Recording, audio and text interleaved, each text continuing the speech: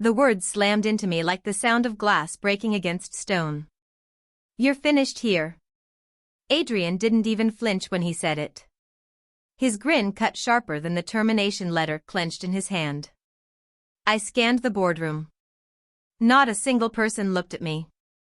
8 years of my life poured into building the very foundation of their empire, erased in an instant, all because I skipped a party.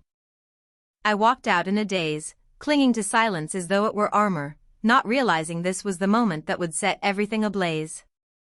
Hours earlier, I'd been at my desk, staring at what seemed like an innocent email. Subject line, mandatory attendance. Adrian's birthday gala.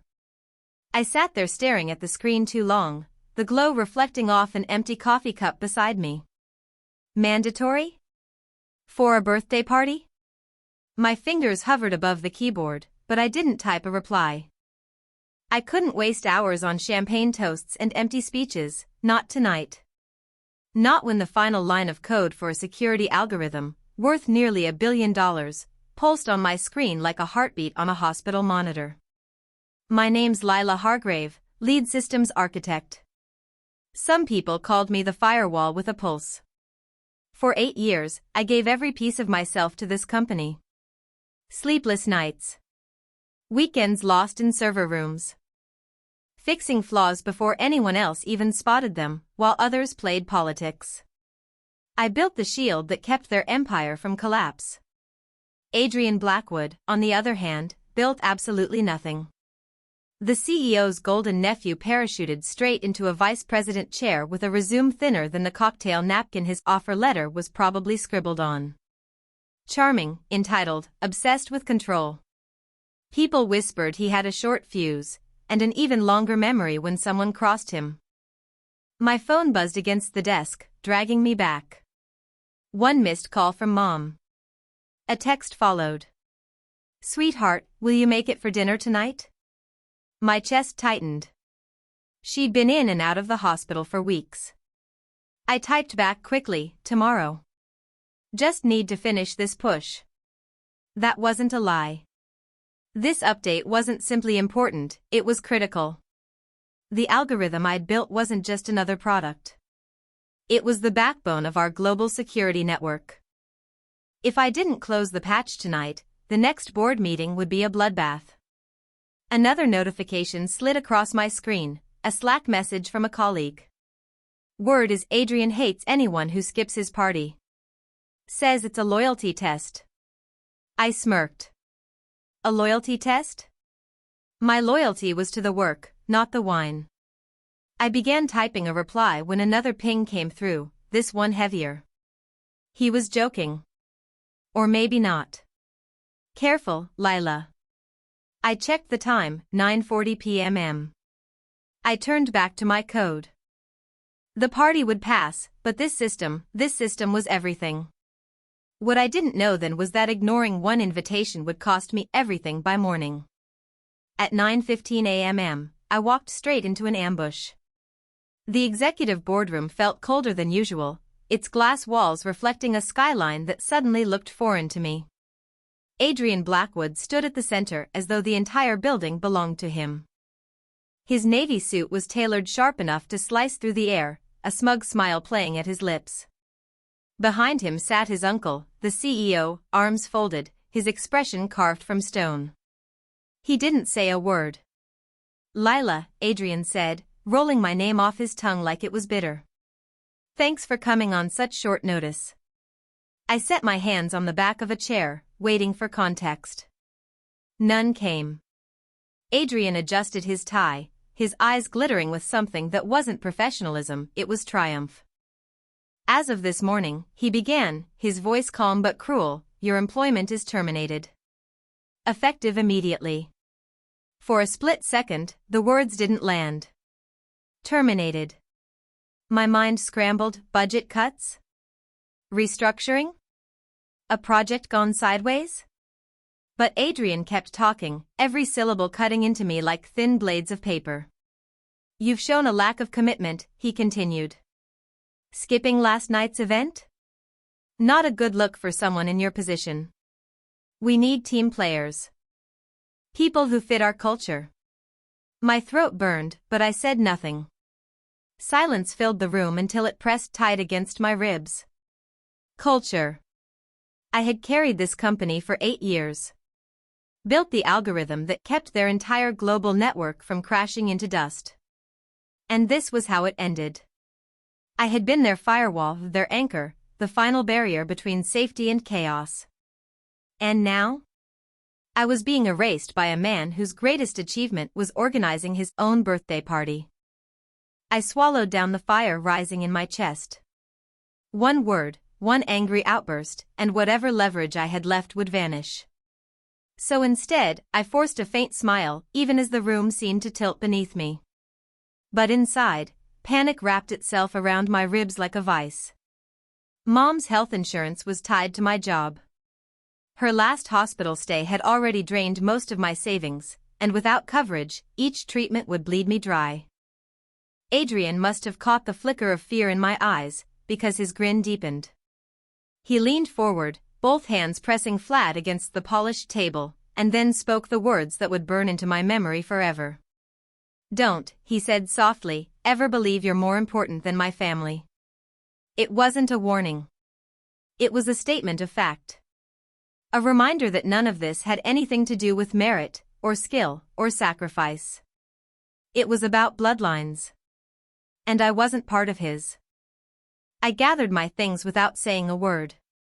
The chair legs scraped the floor with an ugly sound that echoed through the perfect silence. Adrian kept staring at me as I moved to the door, his smirk sharp as broken glass. And as I stepped into the corridor, one thought exploded behind my eyes: you just made loyalty too expensive, Adrian. And you're about to pay every cent of the debt. The envelope was waiting for me at my desk, sitting there like a quiet execution order. Cream-colored, the company logo pressed into the paper, my name typed in bold. Next to it, my monitor glared white, a single cold sentence in black text. Your access has been revoked. 8 years of building the strongest security architecture in the industry, wiped out with one line of text. The office buzzed with false normalcy. Keyboards clicked, phones rang, but no one dared look at me. People who once praised me for saving contracts worth millions suddenly found the floor tiles more interesting. Loyalty, I thought bitterly, was a currency that lost its value overnight. I tore the envelope open. Termination agreement. 2 pages. No thanks, no recognition for the billion-dollar system I had created. Just legal jargon and a final demand: return your badge by end of day. My fingers tightened on the paper until the edge dug into my skin. I refused to let my hands shake. Inside, though, fire roared. Every late night. Every holiday lost to debugging. Every moment I sacrificed with my mother. They had reduced it all to this envelope. I wanted to scream. I wanted to storm back into that boardroom and slam the papers into Adrian's smug face. But I didn't. Outbursts don't win wars. Silence does. I packed slowly, each click of the keyboard echoing like a countdown inside my skull. My colleagues whispered, thinking I couldn't hear. What happened? She skipped the party. A laugh drifted from somewhere behind me. I drew a long breath through my teeth and kept my eyes locked on the desk. Then the screen blinked again, not a system alert this time. A text slid across the corner of my phone. Unknown number. 5 words: leave the building. Cafe 27. And then, one name that made my pulse stutter. Marcus Kellington. For a moment, the noise of the office dissolved into static. Marcus. Former CFO. Architect of every major acquisition the company ever made. The man who knew where all the bodies were buried. A year ago, he had disappeared after a quiet retirement. No farewell speech. No announcement. Not even a token LinkedIn post. Just gone. My pulse hammered as I slid the phone into my bag. I didn't hesitate. Badge in one hand, envelope under my arm, I walked out without a word. The elevator doors closed, sealing the whispers behind me. If Marcus Kellington was reaching out now, it meant only one thing: my story wasn't over. It was about to twist into something no Blackwood heir could possibly predict. The bell over the cafe door chimed as I stepped inside, still gripping the envelope like evidence of a crime. Cafe 27 was nearly empty, just one man in a charcoal coat sitting in the far corner. His silver hair caught the morning light streaming through the window, and when his eyes lifted to meet mine, they were just as sharp as I remembered. Marcus Kellington hadn't aged, he had hardened. "Amber," he said, standing just enough to pull the chair out across from him. "Sit." I sank into the seat, heart pounding against my ribs. Marcus Kellington, the man who once signed billion-dollar deals without breaking a sweat, who had vanished overnight under whispers of a fallout no one ever confirmed. And now here he was, looking at me like he had been waiting for this moment all along. "You're wondering why I called?" His voice was even, deliberate. I only nodded.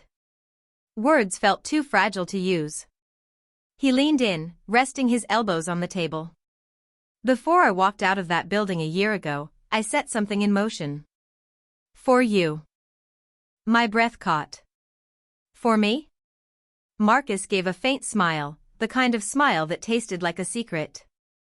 "When you started developing that algorithm, I knew its worth. And I also knew the people in charge would never protect you once politics turned ugly. So we built a safety net." I stared at him, waiting for the inevitable catch. "A trust," he said. "One that owns an LLC, Hargrave Innovations. 6 months ago, you signed the paperwork without even realizing it, tucked away in that compliance stack I slipped across your desk." I dug through my memory, and then it clicked. The stack of legal documents Marcus had pushed across my desk one late night. I'd assumed it was just standard intellectual property paperwork. "If you leave voluntarily, nothing changes," Marcus had told me. "But if you're forced out without cause?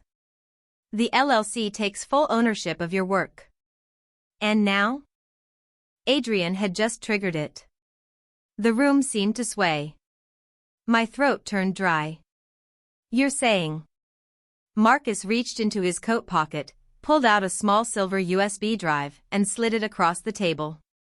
The way it caught the light, it might as well have been a loaded weapon. "Your system. Your patents.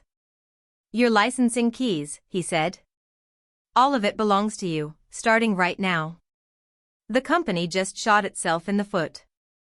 I wrapped my fingers around the drive, its weight buzzing like electricity in my palm. Marcus leaned back, his eyes bright with something that looked a lot like victory. "Adrian thought he humiliated you," he said. "The truth is, he just set off the claws we buried half a year ago." And for the first time since the nightmare began, something inside me flickered back to life. It wasn't just rage anymore. It was hope. Sharp. Dangerous. The cursor blinked on my screen, steady as my breathing, or at least the breathing I forced to look steady. From the corner booth of that cafe, I logged into a secure terminal and executed the transfer. 1 digital signature, 2-factor authentication, and 8 years of my life flowed out of their servers and into the vault of Hargrave Innovations, the LLC Marcus had built to protect me. It was methodical. Clinical. Almost boring. But the gravity of that single click shook everything. The algorithm wasn't theirs anymore. It was mine. A wave of chatter swelled near the counter as 2 baristas swapped gossip, but I barely registered their voices.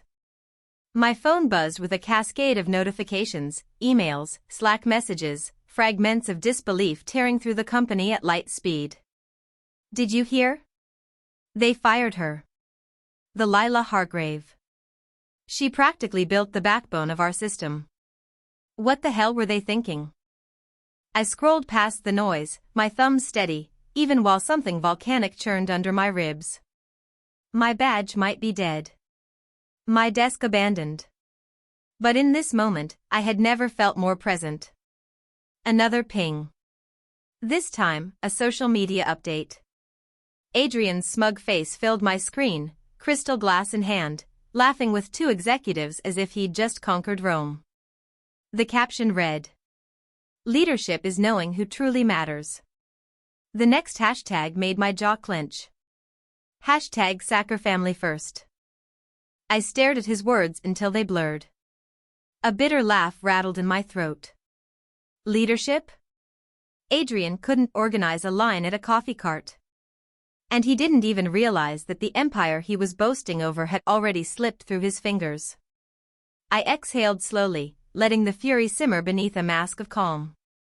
Rage is a weapon, but only if you know when to draw it. Right now, my role was to stay invisible. Careful. Patient. Then it happened. A soft chime from my laptop, followed by a cascade of alerts, tumbling one after another like falling dominoes.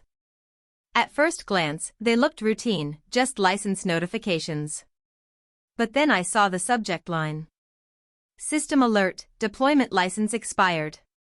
Please contact Hargrave Innovations to renew. And the message wasn't just sitting in my inbox. The email hadn't just landed in my inbox. It was in every executive's. Every VP, every director, every stakeholder who walked into the office that morning thinking it was business as usual, only to discover their flagship system had been locked in place. No updates. No patches. No expansion. Nothing moved until they came knocking on my door. I shut the laptop, slid it into my bag, and took a last sip of lukewarm coffee. On the surface, I looked calm, a woman simply finishing her drink before heading home. Inside, though, I was a storm biding its time. Silent for now, but ready to tear the walls down. Upstairs, chaos erupted 13 floors above me, while I savored the last bite of a blueberry muffin in my quiet cafe corner. The boardroom that once radiated power had become a pressure cooker. The CEO's voice boomed against the glass walls, rattling pens in their trays. Adrian stood stiff beside him, his bravado from last night's party shriveling into panic, sweat forming at his hairline as the head of IT stumbled through a slideshow full of blood-red error screens.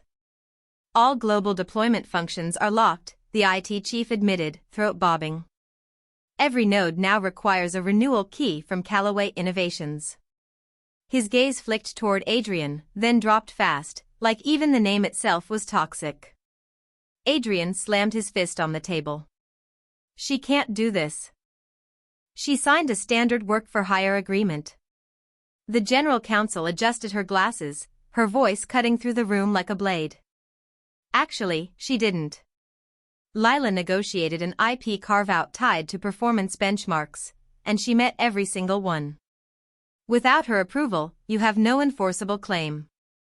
The CEO's face blanched, then flushed red. We paid her salary. We built the infrastructure. That system belongs to us. Not according to the contracts, the lawyer replied coolly. And the patent? Already approved under the LLC. Legally, they own everything. A heavy silence smothered the room until the CEO roared, "Get Marcus Kellington on the phone. He'll know how to unwind this." A junior aide scrambled to dial. One ring. The speaker crackled. Then a voice came through, smooth, measured, impossible to mistake. Marcus Kellington speaking. Marcus. Thank God, the CEO barked. We've got a situation with Lila. We need you. Marcus cut him off, his tone cold as steel. A situation you created. Adrian's head snapped up, color draining from his face. Marcus. Listen. But Marcus didn't. My advice? Wish your legal team luck. You'll need it. A beat of silence. Then the click of a call ended. The CEO stared at the dead speakerphone, mouth opening and closing without sound, until the truth dropped like a guillotine. The man he trusted had just aligned with the woman they cast out. While they spiraled upstairs, I leaned back at Cafe 27, scrolling through emails. More alerts confirmed what Marcus had promised, the system was locked. Airtight. Waiting on my terms. My reflection in the cafe window looked calm. Almost serene. No one could see the storm beneath, the storm I had learned to wield like a blade. Up there, they were screaming. Down here, I was smiling. By mid-afternoon, the company thought they had found a lifeline. The emergency legal team flooded the boardroom, burying the polished table under stacks of paper and glowing laptops. Adrian sat at the head now, tie loosened, sleeves rolled up like a man teetering between triumph and desperation. "We have a path," the general counsel announced, her tone brittle but hopeful. "If Lila hasn't filed a patent, we can submit an emergency application based on commercial value. We could argue prior ownership through investment and resources. Risky, but possible." Adrian's grin split wide, smug and sharp. Finally. Someone earning their paycheck. Do it. File it now. Phones buzzed. Keyboards clattered. And for a moment, the air in that glass tower tasted like victory. Or at least, what they thought victory felt like. Adrian even laughed, a brittle sound, trying too hard to bury the morning's panic. "See? I told you. She's smart, but she's not invincible. We'll bury her in paperwork before she even blinks." If only he knew. At a quiet table downtown, I sipped my coffee as my phone buzzed. A push notification slid across the screen, simple, devastating. USPTO filing confirmation. Patent number 11 to 90,847 approved. Registered under Callaway Innovations, LLC. I smiled. Slow and steady. It had been approved 2 weeks ago, long before Adrian even dreamed up his loyalty test of a party. Marcus and I had tightened this net months in advance.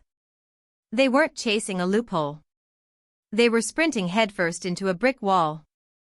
Seconds later, another alert lit my phone. Even sweeter. Emergency filing rejected.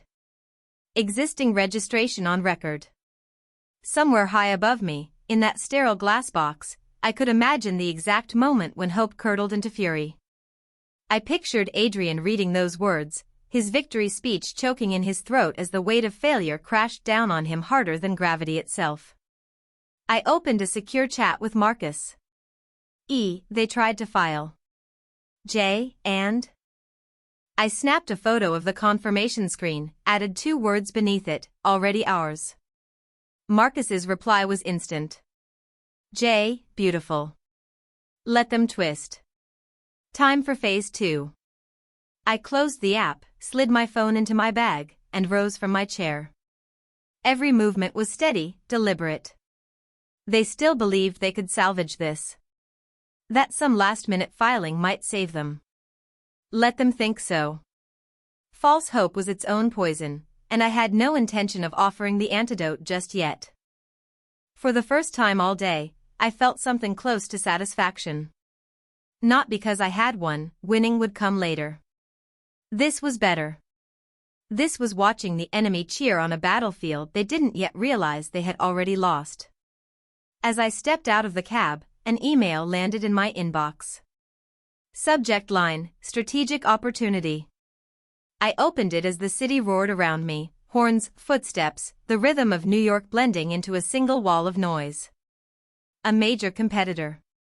Helix Dynamics. They wanted a meeting. The tone was polite but urgent. They'd reviewed the public filings for Callaway Innovations LLC and were prepared to discuss a licensing deal in the mid-9 figures. Hundreds of millions, for technology the Blackwood family thought belonged to them. I didn't hesitate. 10 minutes later, I confirmed the time and place, the Grand Meridian Hotel. The irony hit hard, the same 5-star palace where Adrian had thrown his gaudy victory party just a week ago. The lobby gleamed like polished gold, marble floors echoing under my heels. Cameras flashed at the entrance, financial journalists circling like vultures after whispers of unrest at Blackwood Global. I draped my coat across my arm and walked with purpose. The photographers didn't know my name yet. But they would. Helix's CEO greeted me in a private suite overlooking the skyline. "Miss Calloway," he said, extending his hand. "We've followed your work for years. What happened this week?" "Their loss. Our gain." I gave him a small, measured smile. "I'm not here to talk about the past," I replied. "I'm here to talk about numbers." Negotiations began, calm, precise, everything written down. Lawyers scribbled notes while analysts ran figures. On my phone, with the same steady hands I once used to build firewalls, I drafted an email. To CEO's address. Subject: License renewal offer. Body: You have 48 hours. After that, the value of your company begins to evaporate. Choose wisely. I hit send. No threats. No theatrics. Just a deadline. And a truth they couldn't escape. Across the suite, Helix's lead negotiator slid a term sheet toward me. Initial offer, $320 million. With expansion rights across 3 continents. My eyes traced the bold numbers, but my face stayed neutral. Control wasn't in reaction. It was in restraint. "We'll review," I said as I stood. "But understand this, I'm not in a rush. The longer this drags on, the more leverage I have." When I stepped out of the suite, reporters clustered near the elevators, camera shutters snapping like gunfire. "Is that Lila Hargrave?" someone whispered. A question today. A headline tomorrow. Outside, the night air bit cold against my skin, but inside I burned steady, a controlled flame no one could extinguish. They thought they had humiliated me. Instead, they'd handed me a weapon. And I intended to wield it with precision. They entered the conference room still pretending they owned it. The CEO's stride was stiff, his jaw locked tight. Beside him, Adrian looked pale beneath the fading glow of his perfect tan, arrogance now a fragile shell. And there I sat, at the center of the table. Calm. Poised. A glass of water sat untouched beside me. To my left, Marcus leaned back, legs crossed, radiating the calm certainty of a man who already knew how the ending played out. He didn't rise to greet them. Neither did I. "Lila," the CEO said at last, his voice stretched tight as wire. "We're here to make this right." I tilted my head, just slightly. "Right for whom?" Adrian leaned forward, forcing a smile that never reached his eyes. "Look, let's not drag this out. We're prepared to." "Sit down," Marcus interrupted. His voice was smooth, lethal. It wasn't a suggestion. They obeyed. And that, in itself, felt like victory. Marcus reached into his leather briefcase, drew out a thick document, and dropped it onto the mahogany table. The crack of paper hitting wood was sharp as a gunshot. The CEO flinched. Adrian's gaze darted to the bold header, irrevocable trust agreement.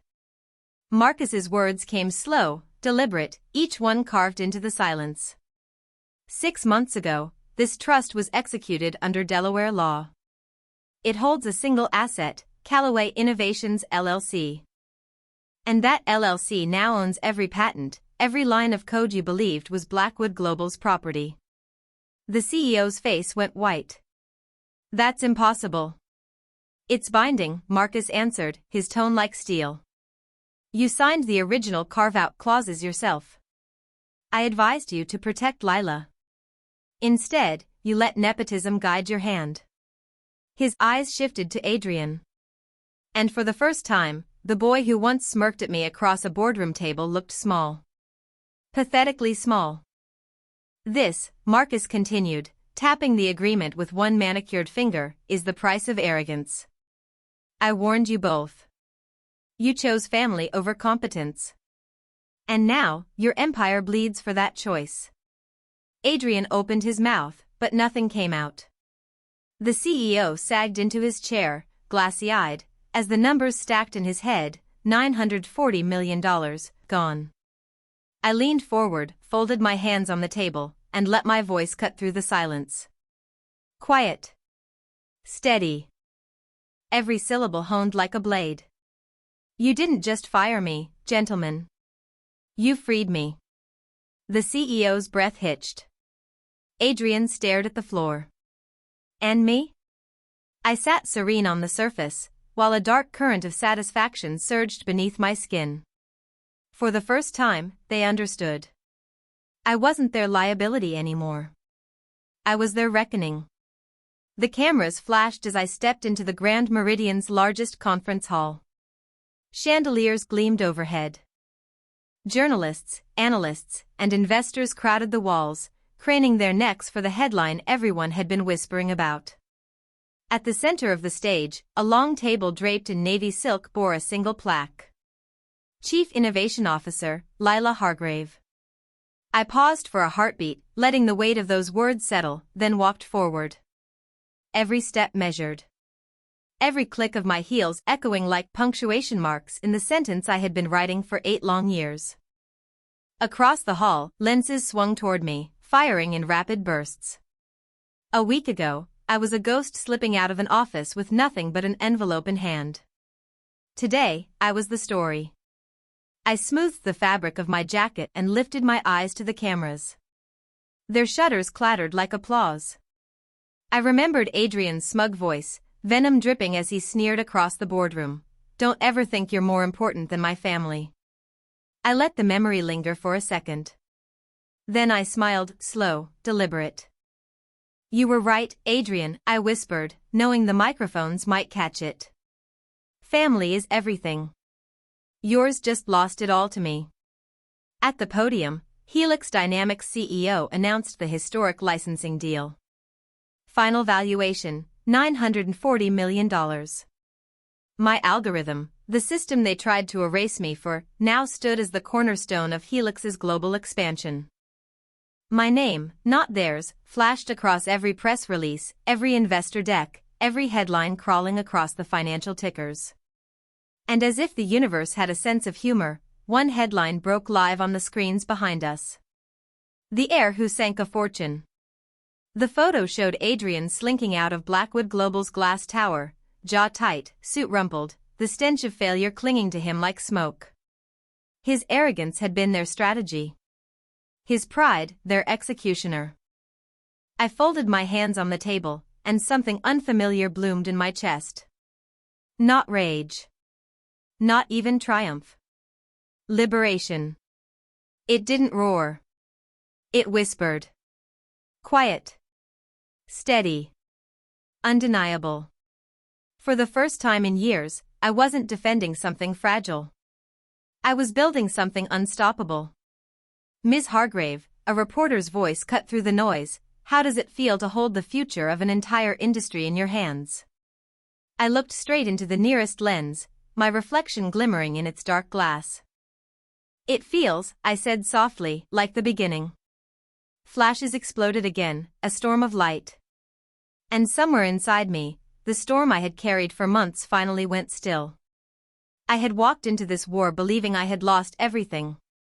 But sometimes, losing what you thought defined you is the only way to discover what you're truly capable of. They underestimated me because I stayed quiet. Because I didn't play their games. What they never understood was that silence isn't weakness. It's strategy. And if there's one thing I want you to take away from my story, it's this. Your worth is never determined by the people too blind to see it. You are not disposable. You are not replaceable. Every story lives as long as it's remembered. A like is your trace in this story, and a subscription is your ticket to the next ones.